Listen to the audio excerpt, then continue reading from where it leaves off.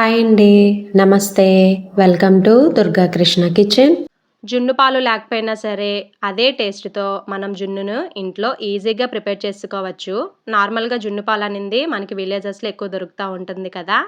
పేరెంట్స్‌కి దూరంగా ఉన్నప్పుడు అమ్మ చేసే రెసిపీస్ మిస్ అవుతా ఉంటాం కదండీ! దానిలో జున్ను కూడా ఒకటి ఉంటుంది తప్పకుండా. మనకి జున్ను తినాలన్న క్రేవింగ్స్ వచ్చినప్పుడు మరి ఇంట్లో ఒకసారి ఇలా ట్రై చేయాలి కదండీ! ఒకసారి మీరు తప్పకుండా ట్రై చేయండి. జున్ను పౌడర్‌తో జున్నన్నమాట. టేస్ట్ అయితే చాలా వచ్చిందండి. నిజంగా జున్ను పాలతో చేసినట్టే వచ్చింది. జున్ను పాలతో చేసిన టేస్టు ఈ జున్ను పౌడర్‌తో రాదేమో అని అనుకున్నానండి. కానీ నిజంగా చెప్తున్నా చాలా వచ్చిందండి టేస్ట్. మనకి ఈ పౌడర్ అనింది మార్కెట్‌లో అవైలబుల్‌గానే ఉంటుంది. వీడియోలోకి వెళ్ళే ముందు మీకు గనక ఈ వీడియో నచ్చినట్లయితే తప్పకుండా వీడియోని లైక్ చేయండి. మీరు లైక్ చేయడం వల్ల ఈ వీడియో అనేది మరికొంతమందికి రికమెండ్ అయ్యే ఛాన్స్ ఉంటుంది. అలానే ఛానల్‌ని సబ్స్క్రైబ్ చేసుకొని పక్కనే ఉన్న బెల్ ఐకాన్‌ని గనక క్లిక్ చేసినట్లయితే నేను పెట్టే ప్రతి వీడియో యొక్క నోటిఫికేషన్ మీకొస్తుందండి. ఇంకా లేట్ చేయకుండా ఎంతో ఈజీగా, టేస్టీగా ప్రిపేర్ చేసుకునే జున్ను తయారీ విధానం ఎలాగో చూసేద్దాం. ముందుగా ఒక గిన్నెలోకి పాలు తీసుకోవాలి. నేనిక్కడ అర లీటర్ వరకు తీసుకున్న పాలు కూడా వెన్న తీయని పాలు తీసుకోవాలి. అలా అయితేనే మనకి జున్ను టేస్ట్ అనేది బావుంటుంది.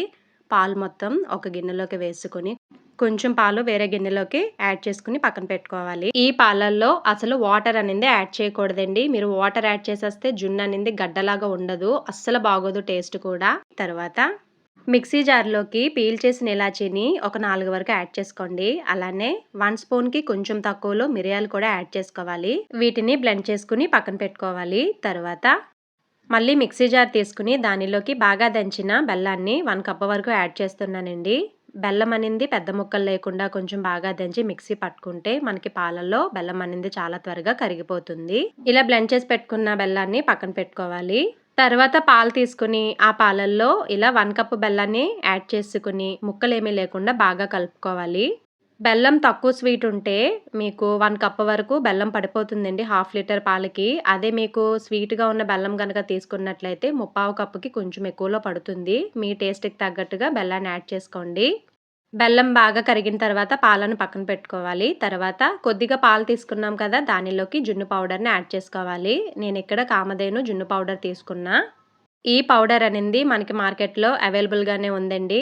ఇలా కొంచెం పాలల్లో పౌడర్‌ని కలుపుకుంటే మనకి ఉండలనింది ఫార్మ్ అవ్వకుండా ఆ పౌడర్ అనింది పాలల్లో చాలా త్వరగా కరిగిపోతుంది. అదే మీరు హాఫ్ లీటర్ పాల్లో ఈ జున్ను పౌడర్ ఏసి కలుపుకున్నట్లయితే ఉండలనింది ఫార్మ్ అయిపోయి మనకి కలుపుకోవడానికి కష్టంగా ఉంటుంది. కాబట్టి ఇలా కొద్దిగా పాలలో కలుపుకోవాలి.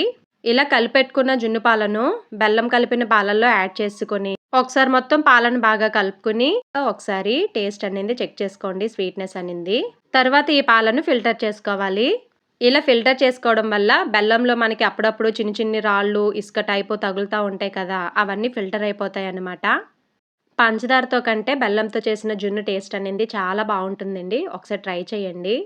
ఇలా ఫిల్టర్ చేసుకోవాలి. ఫిల్టర్ చేసుకున్న తర్వాత ఇప్పుడు బ్లెండ్ చేసి పెట్టుకున్న ఇలాచీ, మిరియాల పౌడర్‌ని యాడ్ చేసుకొని బాగా కలుపుకోవాలి. తర్వాత ఇప్పుడు ఈ పాలను ఇడ్లీ గిన్నెలో పెట్టుకొని ఉడికించుకోవాలి. ఇక్కడ నేను కుక్కర్ తీసుకున్నా. కుక్కర్‌లో వాటర్ వేసుకొని ఇలా స్టాండ్ పెట్టుకొని జున్ను గిన్నెను జాగ్రత్తగా పెట్టుకొని గిన్నె మీద కూడా మూత పెట్టుకోవాలి. అలానే కుక్కర్‌కి కూడా మూత పెట్టుకోవాలి బెల్ట్ లేకుండా.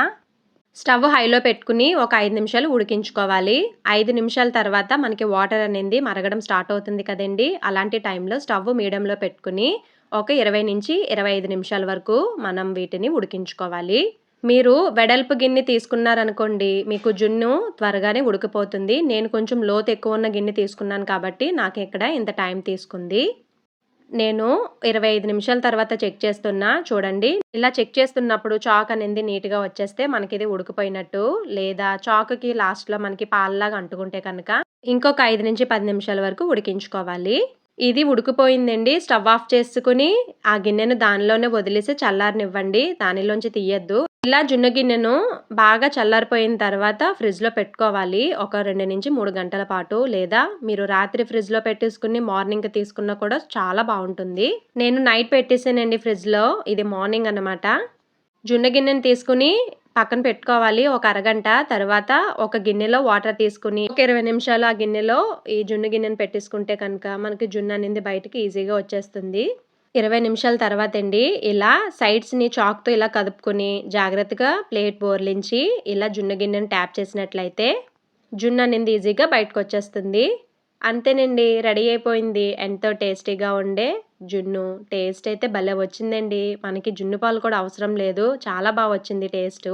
మరి మీకు నచ్చిందా జున్ను? మీకు గనక ఈ వీడియో నచ్చినట్లయితే తప్పకుండా వీడియోని లైక్ చేసి, షేర్ చేసి, కామెంట్ చేయండి. అలానే ఛానల్‌ని సబ్స్క్రైబ్ చేసుకొని పక్కనే ఉన్న బెల్ ఐకాన్‌ని కనుక క్లిక్ చేసినట్లయితే నా వీడియోస్‌ని మీరు రెగ్యులర్‌గా ఫాలో అవ్వచ్చు.